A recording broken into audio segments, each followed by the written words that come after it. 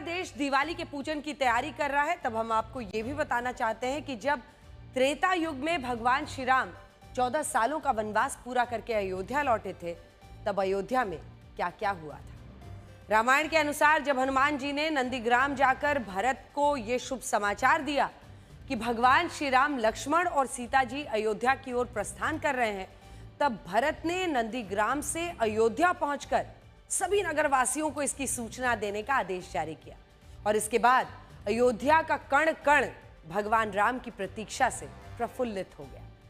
भगवान राम का स्वागत करने के लिए हर घर के बाहर स्वर्ण कलश रखे गए, सड़क के दोनों ओर घरों पर झड़ियां लगा दी गई, नगाड़ों का शोर सीधे आकाश से आ रहा था। लोग रथ पर सवार भगवान राम, लक्ष्मण और सीता जी की आरती उतारने के लिए उत्सुकता से खड़े हो गए थे और सड़कों पर गुलाब जल छिड़का जा रहा था और लोग भगवान राम पर पुष्प वर्षा करने के लिए अपने घरों की ही खिड़कियों और छतों पर प्रतीक्षा कर रहे थे।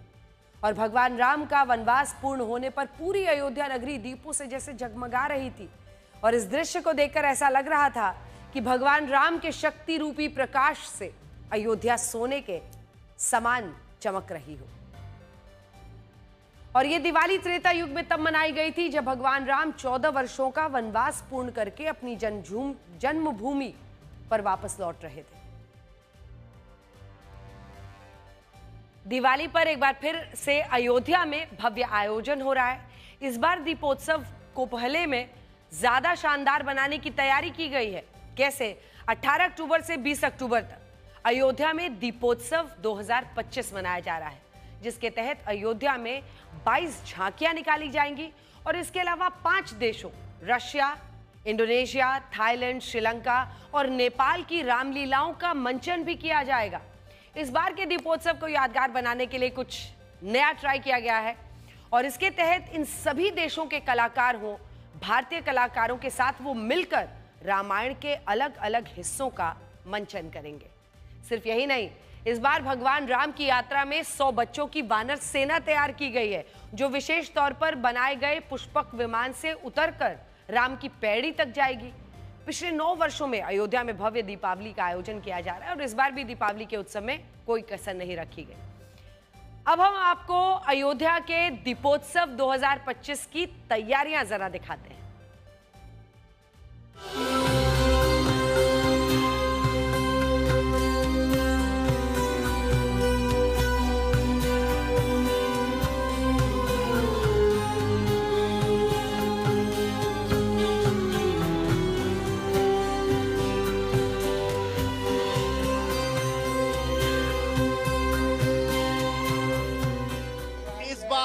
कीर्तिमान स्थापित करने के लिए 26,101,000 लगभग दियों को जलाने का लक्ष्य रखा गया है, जिसके लिए राम की पैड़ी की 56 घाटों पर 28 लाख दिए बिछाने का कार्य शुरू हो गया है। और आप अगर मेरे इर्द गिर्द देखेंगे तो तमाम आपको इस प्रकार के दिए दिखाई पड़ेंगे। इस बार कुछ बदलाव ये है कि जितने रोज हैं उनमें अलग अलग डिजाइन के आपको दिए दिखाई पड़ेंगे।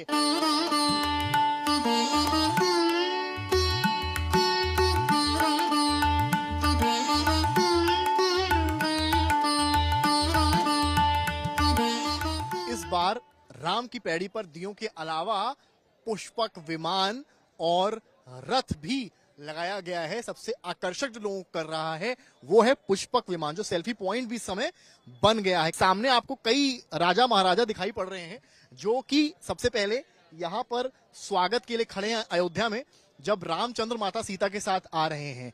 आप देखिए यहाँ भी काम चल रहा है और सजावट इस वक्त राजाओं की चल रही है। आगे भरत शत्रुघ्न दिखाई पड़ रहे हैं, पीछे अन्य अयोध्या के राजा। अब आगे रथ पर आप आते हैं तो रथ पर आपको दिखाई पड़ेंगे श्री रामचंद्र और सीता माता, और सबसे आगे आपको जय श्री राम का ध्वज लिए खड़े नजर आएंगे बजरंग बली पवन पुत्र हनुमान।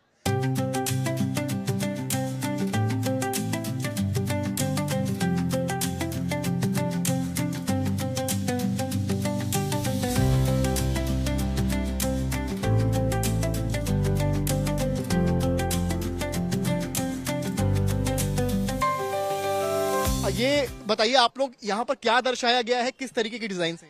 अभी तो हम यहाँ पे जो दर्शा रहे हैं उत्तर प्रदेश की लोक कला है चौक पूर्णा, जिसमें हमने कलश और स्वास्तिक का डिजाइन लिया है। कलश जैसे जो ये हमारे पंच तत्व हैं उनका प्रतीक होता है और ईश्वर को पूर्णता समर्पित करना, पंच तत्वों से समर्पित होना। और दूसरा हम चौक पूर्णा तब करते हैं जब हम ईश्वर को आमंत्रित करते हैं। तो चूंकि भगवान श्री राम आ रहे हैं, दीपोत्सव पे हम लोग भव्य दिव्य से उनका स्वागत कर रहे हैं, तो इस उपलक्ष्य में हम लोगों ने यहाँ की लोक कला को उतारना ज्यादा। लोक कला का हिस्सा ही किस तरीके का डिजाइन? ये स्वास्तिक है, स्वास्तिक बनाया गया जी, स्वास्तिक को ही हम लोगों ने एक नए, चूंकि फाइन आर्ट्स के स्टूडेंट हैं तो उस नए तरीके से उतारने का।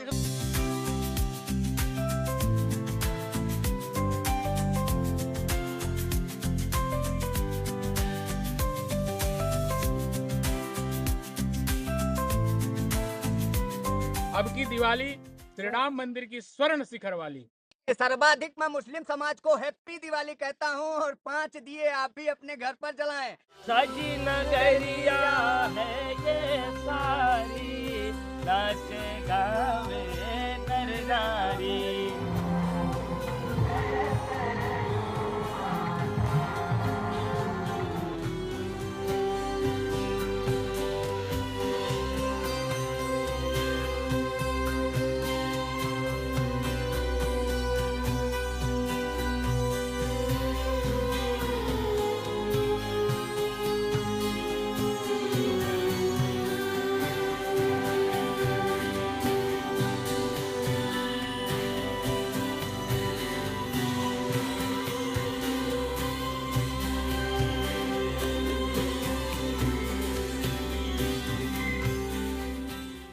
आज हम दिवाली के मौके पर आपको भगवान राम और सीता जी के विवाह से जुड़ा वो प्रसंग भी बताना चाहते हैं जिसमें 2 बड़ी सीख है।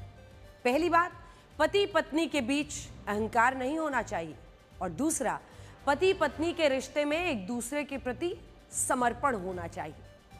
रामचरितमानस में सीता जी के स्वयंवर का जो उल्लेख किया गया है उसमें एक अलौकिक और शक्तिशाली धनुष का वर्णन है जो शिवजी का धनुष था और जिसे देवताओं ने प्रसन्न होकर मिथिला के राजा देवव्रत को एक यज्ञ में भेंट में दे दिया था। मिथिला के राजा जनक राजा देवव्रत के ही वंशज थे और सीता जी मिथिला के राजा जनक की ही पुत्री थी जो उन्हें खेत में हल से जोती गई भूमि से प्राप्त हुई थी, और इसी वजह से उनका नाम सीता रखा गया, क्योंकि हल द्वारा खींची गई रेखा को सीता कहते हैं। राम कथा के अनुसार राजा जनक के पास जो अलौकिक धनुष था उसे कोई दिव्य पुरुष ही उठा सकता था जो अहंकार, विद्वेष, सारी बुराइयों से परे हो, और इसीलिए उन्होंने ये निश्चय किया कि सीता जी का विवाह किसी ऐसे दिव्य पुरुष से ही होगा जो इस धनुष को उठाकर उसकी प्रचंडता को बढ़ा पाएगा। इसके लिए सीता जी का स्वयंवर हुआ जिसमें बड़े बड़े शक्तिशाली राजा आए, महान लोग आए, लेकिन इनमें से कोई भी इस धनुष को हिला तक नहीं सका, और इसके बाद इन राजाओं को राजा जनक के दरबार से अपमानित होकर जाना पड़ा। इस दौरान भगवान राम और लक्ष्मण गुरु विश्वामित्र के साथ राजा जनक के यहाँ होने वाले एक यज्ञ में शामिल होने आए थे, और भगवान राम ने सोचा भी नहीं था कि वो इस स्वयंवर में भाग ले लेंगे। लेकिन जब गुरु विश्वामित्र ने उन्हें ये कहा कि वो जाकर इस धनुष को उठाकर उसकी प्रचंडता को चढ़ाएं, तो भगवान राम ने उनकी आज्ञा पर ऐसा करने का फैसला ले लिया।